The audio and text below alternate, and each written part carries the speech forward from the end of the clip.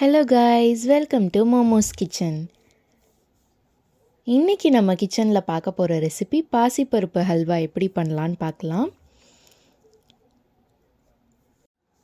இதுக்கு தேவையான பொருட்கள்லாம் 1 கப்பு பாசிப்பருப்பு எடுத்திருக்கேன். அதே கப்பில் 1 கப் அளவுக்கு சுகர் எடுத்திருக்கேன். கோதுமை மாவு 1 டேபிள் ஸ்பூன் எடுத்திருக்கேன். இது கூட நமக்கு 3/4 கப் அளவுக்கு நெய் தேவைப்படும். ஃபஸ்ட்டு நம்ம பாசிப்பருப்பை வேக வச்சுக்கலாம். நான் எடுத்த கப்புலே 2.5 கப்பு தண்ணி வச்சுருக்கேன். எந்த கப்பில் நீங்கள் பாசிப்பருப்பு எடுக்கிறீங்களோ அதிலே 2.5 கப்பு தண்ணி வைங்க போதும். இந்த அளவுக்கு 3லேருந்து 4 விசில் விட்டிங்கன்னா நல்லா வெந்து வந்துடும். அப்படி மசிகிற மாதிரி இருக்கணும். இதை நல்லா ஆறுனதுக்கப்புறமா மிக்ஸி ஜாரில் மாற்றிக்கோங்க. இது கூட நம்ம 1 கப்பு சுகர் எடுத்து வச்சுருந்தோம் இல்லையா, அதையும் சேர்த்து நல்லா அந்த மாதிரி ஸ்மூத்தாக பேட்டர் மாதிரி அரைச்சி எடுத்துக்கோங்க.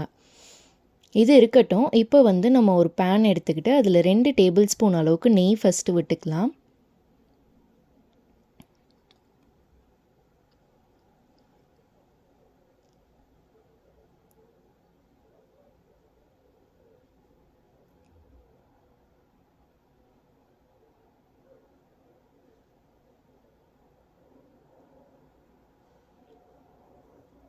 நெய் நல்லா உருகட்டும். உருகினதுக்கப்புறமா நம்ம அந்த 1 டேபிள் ஸ்பூன் கோதுமை மாவு எடுத்து வச்சுருந்தோம் இல்லையா, அதை நம்ம இதில் சேர்த்துக்க போகிறோம். அதனால ஃபஸ்ட்டு நெய் நல்லா உருகட்டும்.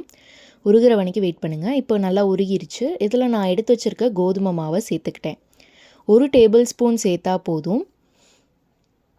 இது நல்லா நல்லா ஃப்ரை பண்ணுற அளவுக்கு ரோஸ்ட் ஆகிற வரைக்கும், கெட்டிப்படாமல் கொஞ்சம் பபிள்ஸ் வர மாதிரி வரும். அந்த ஸ்டேஜ் வரைக்கும் நல்லா நம்ம மிக்ஸ் பண்ணிக்கலாம். கட்டி பற்றக்கூடாது. கட்டிப்படாமல் நல்லா மிக்ஸ் பண்ணிக்கோங்க.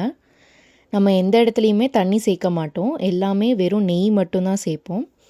அதனால் இதில் நம்ம அந்த அரைச்சி வச்சுருந்தோம் இல்லையா, அதில் கூட நீங்கள் தண்ணி சேர்த்துறாதீங்க. தண்ணி எதுக்குமே சேர்க்காதீங்க. மீடியம் ஃப்ளேமில் வச்சு நல்லா மிக்ஸ் பண்ணி விடுங்க. கட்டியே இல்லாமல் நல்லா மிக்ஸ் பண்ணிடுங்க நெய்யில்.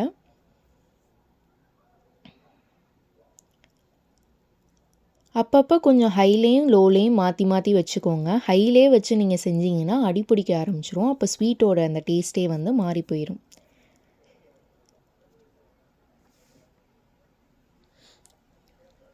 நான் ஒரு 3 நிமிஷம் அன்றைக்கி இதை நல்லா வறுத்துக்கிட்டேன்.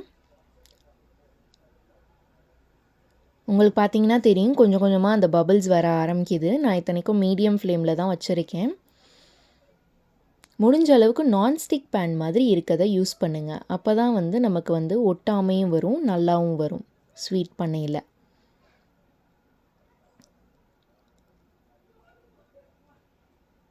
இது நல்லா அந்த பபிள்ஸ் வர ஆரம்பிச்சிருச்சு.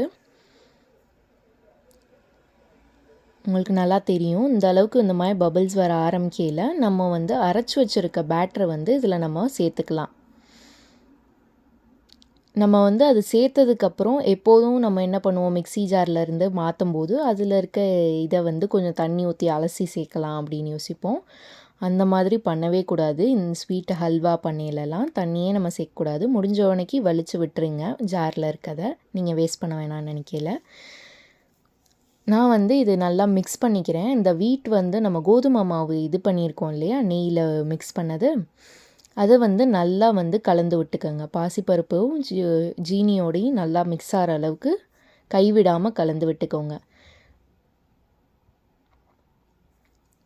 நம்ம அல்வா பண்ணையில் எப்போதுமே நம்ம கீ இன்க்ரீடியண்ட் சீக்ரெட் என்ன அப்படின்னா, கைவிடாமல் கிண்டிக்கிட்டே இருக்கணும். கை வலிக்கும் தான், பட் இருந்தாலும் நம்ம கைவிடாமல் கிண்டிக்கிட்டே இருந்தோன்னா கடைசியில் ரிசல்ட் ரொம்ப நல்லாயிருக்கும். அதனால் நல்லா கிண்டிக்கிட்டே இருங்க.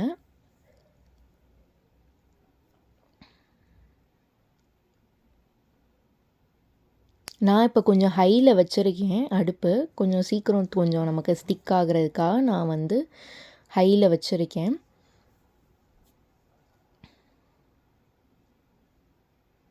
உங்களுக்கு தெரியும், நம்ம ஊற்றும் போது எவ்வளோ தண்ணியாக இருந்துச்சு இல்லையா, அந்த ஜீனியே நமக்கு கொஞ்சம் தண்ணி விடும். அதனால தண்ணியாக இருந்திருக்கும். இப்போ பார்த்தீங்கன்னா நல்லா கொஞ்சம் கெட்டி ஆகிக்கிட்டுருக்கு.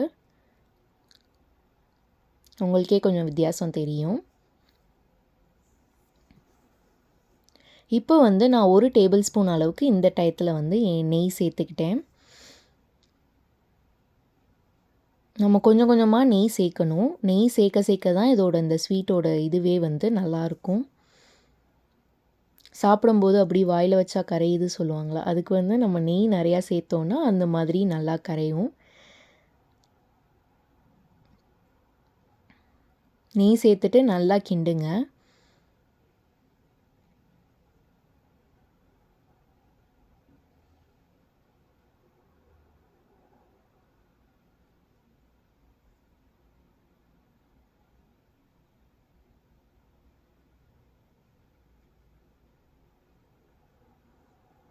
இப்போ மறுபடியும் நம்ம வந்து 1 டேபிள் ஸ்பூன் அளவுக்கு இதில் நெய் வந்து சேர்த்துக்கலாம்.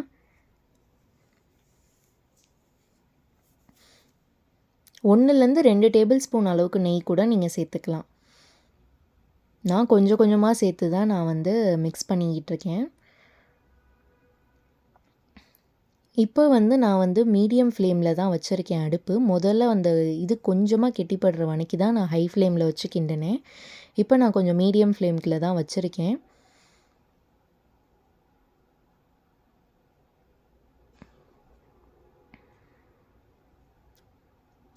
முதல்ல நம்ம வந்து ஹை ஃப்ளேமில் வச்சு அந்த இது மாறினதுக்கும் இப்போ இருக்க கன்சிஸ்டன்சிக்கும் உங்களுக்கு வித்தியாசம் தெரியும்.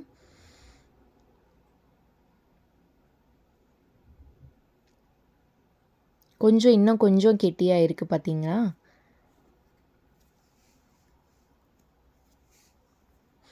இதில் நான் இப்போ திருப்பி இன்னொரு ஸ்பூன் நெய் சேர்த்துருக்கேன்.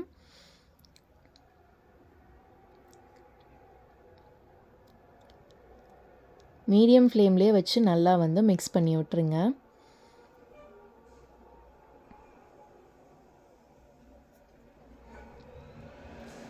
நல்லா நமக்கு இப்போ வந்து அந்த பாத்திரத்தில் வந்து பிடிக்காமல் நல்லா கிளற வருது பார்த்திங்களா? கொஞ்சம் வந்து பிடிக்குது. முதல்ல வந்து ஃபுல்லாக ஸ்டிக்கியாக இருந்த அளவுக்கு இப்போ இல்லை. இது மாதிரி நம்ம நெய் சேர்த்து சேர்த்து கிளற நல்லா வர ஆரம்பிச்சிரும்.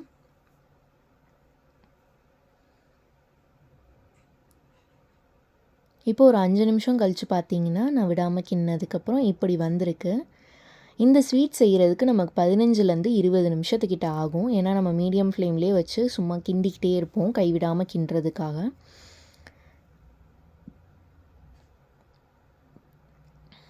இப்போ நான் திருப்பி இன்னொரு டேபிள் ஸ்பூன் நெய் விட்டுருக்கேன். நெய் விட்டு நீங்கள் மிக்ஸ் பண்ணிக்கிட்டே இருங்க. நம்ம வந்து 3/4 கப்பு அளவுக்கு நெய் வந்து நமக்கு வேணும்னு சொல்லியிருந்தோம் இல்லையா, அதுலேருந்து நம்ம கொஞ்சம் கொஞ்சமாக வந்து சேர்த்துக்கலாம். இல்லை நீங்கள் நெய் வந்து மெஷர்மெண்ட் வச்சுக்கணுங்கிறதும் கிடையாது. உங்களுக்கே தெரியும் அந்த ஸ்டிக்கினஸ் வராமல் மேலே அப்படி நெய் நம்ம மிச்ச கேசரியெல்லாம் கிண்டையில் நெய் விட்டு விட்டு கிண்டுவோம் இல்லையா, அது மாதிரி தான் இதுக்கும் நம்ம வந்து நெய் விட்டு விட்டு கிண்டிக்கிட்டே இருக்கணும்.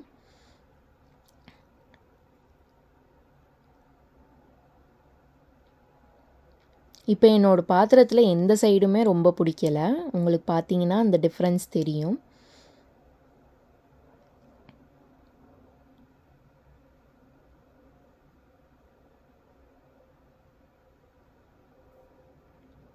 நான் திருப்பியும் நெய் விட்டிருக்கேன்.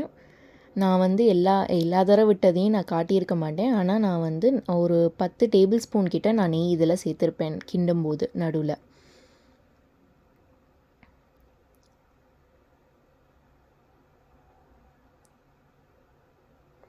இதில் நீங்கள் ஃபுட் கலர் வேணும்னா நீங்கள் ஆப்ஷனல் தான், அது சேர்த்துக்கலாம். நான் வந்து சேர்க்கலை. எனக்கு ஃபுட் கலர் சேர்க்குறது பிடிக்காது, அதனால நான் சேர்க்கலை. உங்களுக்கு ஃபுட் கலர் சேர்த்து அந்த கலரோடு சாப்பிட்ணும், நம்ம கடையில் வாங்குகிற மாதிரி சாப்பிட்ணும் அப்படின்னா நீங்கள் சேர்த்துக்கலாம். இப்போ பார்த்தீங்கன்னா உங்களுக்கு நல்லாவே தெரியும். முதல்ல நம்மளோட இப்போ இது பேன் ஃபுல்லாக மேலே இருந்துச்சு. இப்போ வந்து இதுவாக இருக்குது. கொஞ்சம் கெட்டித்தன்மை வந்து எந்த சைடும் பிடிக்காமல் வந்திருக்கு.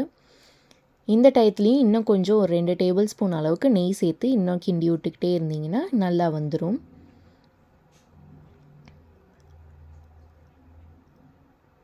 இந்த கன்சிஸ்டன்சி வந்துருச்சு அப்படின்னா உங்களோட அல்வா வந்து பர்ஃபெக்டாக வருது அப்படின்னு அர்த்தம்.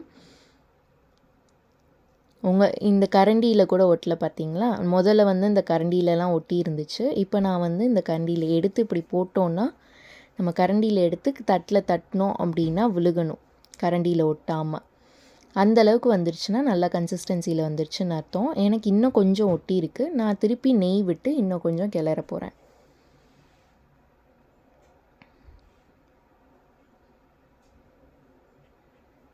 உங்களுக்கு நல்லா வித்தியாசம் தெரியும். நீங்கள் கிண்டும் போதும் நீங்கள் பார்த்துக்கிட்டே தான் இருக்கணும். கைவிடாமல் கிண்டுங்க. நெய் நிறையா சேர்க்கணும். நெய் நிறையா சேர்த்தா தான் இதோட டேஸ்ட்டும் நல்லாயிருக்கும். உங்களுக்கு ஒட்டாமே வரும். ஏன்னா இல்லை நீங்கள் நெய் ரொம்ப கம்மியாக சேர்த்திங்க அப்படின்னா சாப்பிடும்போது உங்களுக்கு வாயிலெல்லாம் ஒட்ட ஆரம்பிச்சிரும். அவ்வளோதான், நம்மளோட எம்மியான பாசிப்பருப்பு அல்வா ரெடி ஆயிடுச்சு. இதில் நீங்கள் வேணால் முந்திரி கிஸ்மிஸ்லாம் தாளித்து சேர்த்துக்கலாம். நான் சேர்க்கலை. இந்த வீடியோ உங்களுக்கு பிடிச்சிருந்துச்சுன்னா மறக்காமல் மோமோஸ் கிச்சனுக்கு சப்ஸ்கிரைப் பண்ணிடுங்க. இது மாதிரி வேறு என்ன வேணுங்கிறதையும் நீங்கள் கமெண்ட்ஸில் மென்ஷன் பண்ணுங்கள். தேங்க்யூ.